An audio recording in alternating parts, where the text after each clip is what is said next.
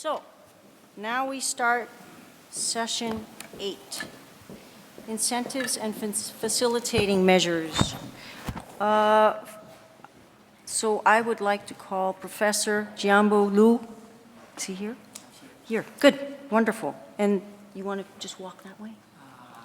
And he's going to talk about auditing the closure of a business, environmental auditing. You want to stand right here?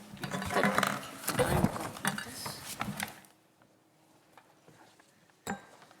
I need some water to soothe my soul. I enjoy the fresh air here. I did suffer from the coldness of the air, but I can guarantee you that you are having very clean air here compared to my home country. Well, the proposal I made is not that radical. I just propose to adapt environmental auditing as part of the corporate liquidation procedures. So if the company during its operation has produced any pollution which is not detected on time, via that environmental auditing it could be detected, hopefully, and if there's liability, the company can be held liable for that. Well, as the only speaker from PRC, I guess, I think I feel kind of obliged to tell you share with you some background things about CSR, company law, and environmental protection in China.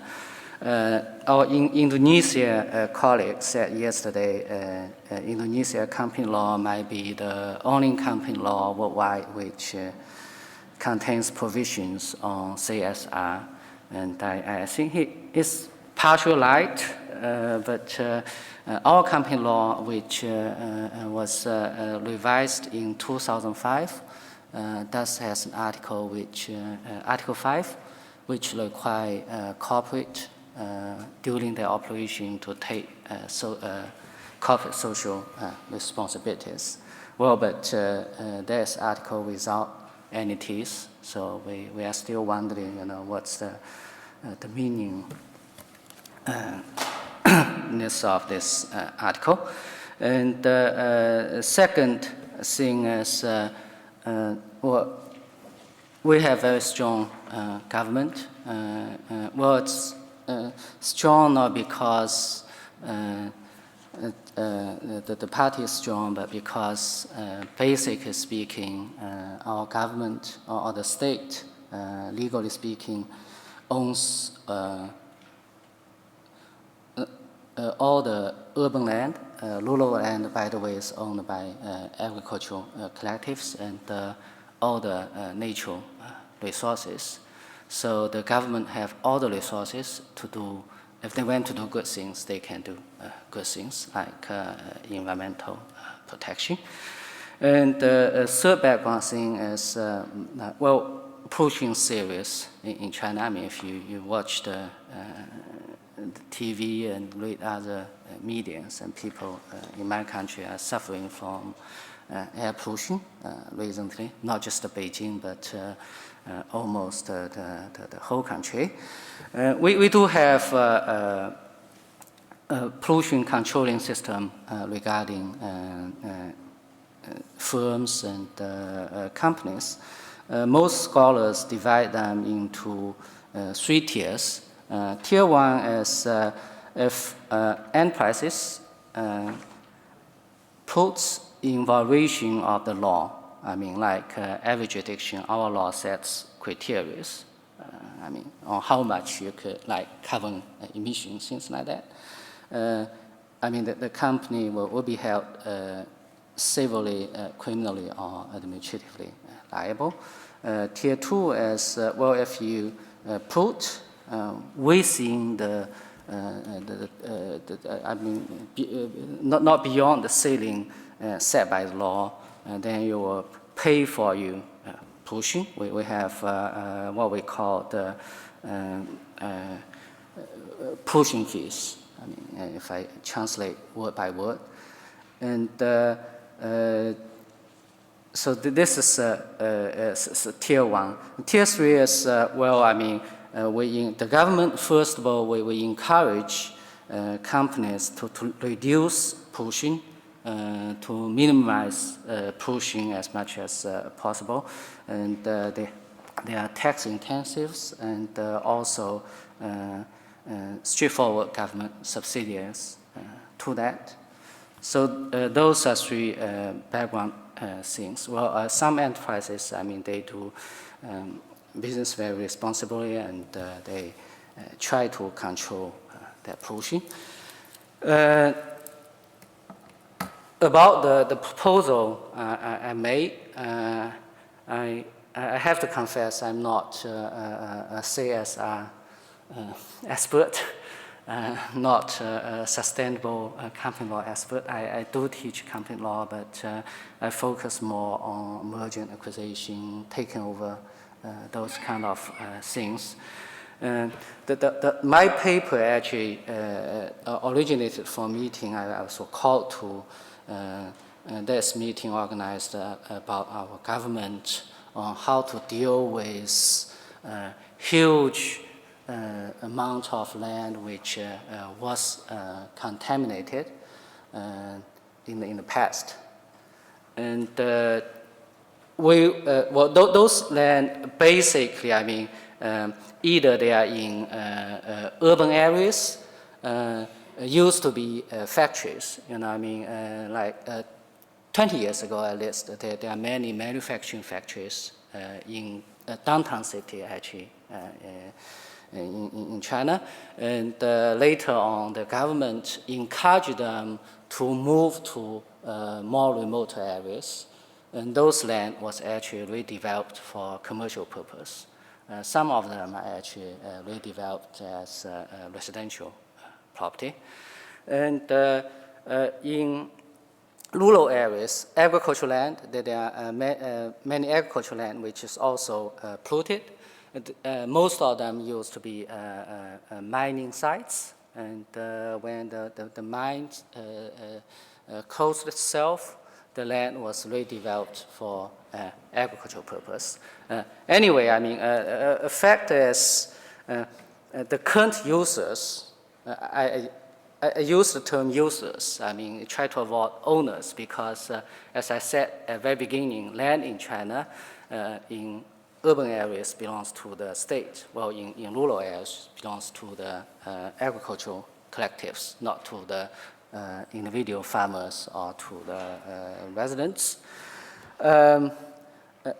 They were not responsible for the pollution. So we were asked 3 questions. First of all, can we should the current user be held liable, and or like circular in the United States? I mean, the Funds Act, which actually held the current owner liable. Well, I mean, obviously, I mean, most law professors says no because, I mean, they are not responsible to that. But the government gave up the idea immediately for 2 reasons. One is what I just mentioned, you know, I mean, agricultural land, they are now used by agricultural families for agricultural purpose. And many downtown land, which was contaminated and polluted, but now they are residential property, or occupied by residential property. It makes no sense to help individual farmers and individual homeowners to be liable for that. They don't have a deep pocket. Besides, not good for the society. And the second question is, well, then, who should pay for the cleaning up of the land? And we goes to the government. Because the government has money, has the resources. And the third question is, well, how to avoid the problem in the future? You know, I mean, the pollution was not detected when the business closed itself, when they moved to other site, and when the land was redeveloped, there's no examination of the situation of the land. That's why I came up with the idea of environmental auditing. Environmental auditing has been in China. We have for quite a while, and there's methodology and procedures on that. And I talked with people having expertise on environmental auditing. They said that if we do that seriously, we should be able to find out the problem. And secondly, I think you don't need a radical change to the company law. Anyway, I mean, the major purpose of liquidation before closure is to find out, to whom you should pay the better liability, to whom you should pay the debts. And if you polluted environment, you should clean that up. If that caused damage to third party, you should be held liable to the third party. So that's why I came up with this idea. Well, I mean, some methodology thinking, I have, I forgot to say, I appreciate Beatrice's invitation very much. I have learned a lot from this conference. And compared to many proposals, I learned over the past almost 2 days. I think mine is more conventional, well, I mean, conventional means you don't need to push that very hard. I mean, you can just adopt them into the current legal system. But if we're coming back to the Tier 1, Tier 2, and Tier 3 environmental responsibility I just mentioned for industries, I think those conventional approach might be able to solve the problem of Tier 1, but they have difficulty in solving problems in Tier 2 and Tier 3. Thank you.